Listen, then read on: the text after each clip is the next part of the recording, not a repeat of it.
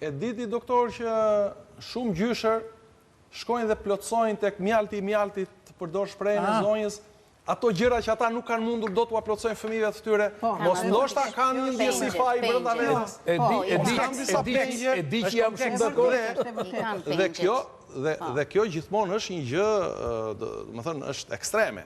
Çdo gjë në ekstrem, si në dashuri, si mungesë dashurie, nuk sjell mirë. Më kanë ndihmuar vjera dhe vjeri në rritjen e fëmijëve. Po kishte atëherë kopshte, çerdhe, kishte një normativ, një standard caktuar, një format caktuar tjetër. Tani ka më shumë.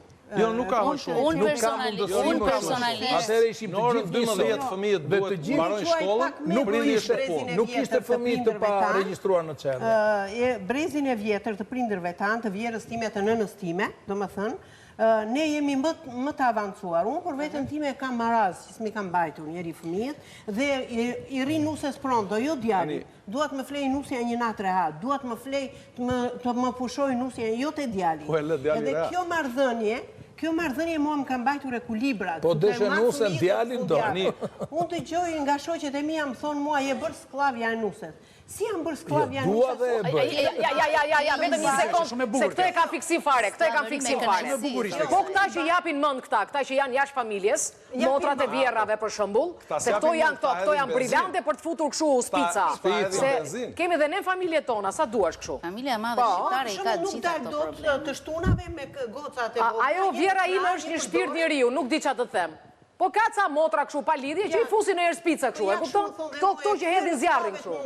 Qa duan këto shpinë tonë, ditë, luta? Dua djalin tim. Qa duan shpinë tonë këta njerës? Dhe që djali im të jetë rehat, mos të jetë sigurim shumë i ngarkuar me jetën, dua që djali të jetë i liruar nga pjesa e nusës, mos të jetë nusja gjithmonë në vrap, në stres. Ata mund të shpërndajnë dhe gjyra. Se përsi për ti këtë lloj misioni? E marr, dua që jo, kush ta lejon ty këtë drejtën? Se ja, sa po tha zonja, nuk ke të drejtën për shtë. Pra ti ke kaluar kufirin, zonja. E ke kaluar dhe i ke mësuar shumë keq. Ti ke kaluar kufirin. Një s'ka të drejtë djali me nusën të dalin ku me djalin. Ose do hyri në autoritet, ajo është në rregull.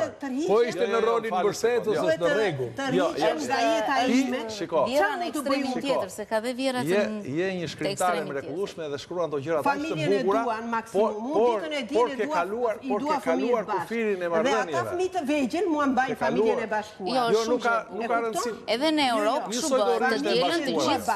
Fundjava gjithë të dielën bashkohen bashkë. Inshallah nuk e shikon ajo nusja ato këtë emisionin se do na hapësh punë. Jo, nusja ime ajo do bëj dhe koment biles në YouTube. Sa me një vjet kaq të bukur, unë them. Hajde bëjmë gëzuar me Lajfiza një herë, hajde gëzuar me Lajfiza. Gjyshet dhe gjysherit që janë të gjyshet dhe gjysherit që meritojnë shqiptar, që janë të pakrahasueshëm në gjithë botën, për mendimin tim. Absolutisht po. Një gëzuar me Lajfiza. Gjyshet dhe gjyshet tona kudo që janë në përbot, në të gjitha shtetet e botës që ju shërbejnë fëmijëve tyre me devocion dhe vetmohim.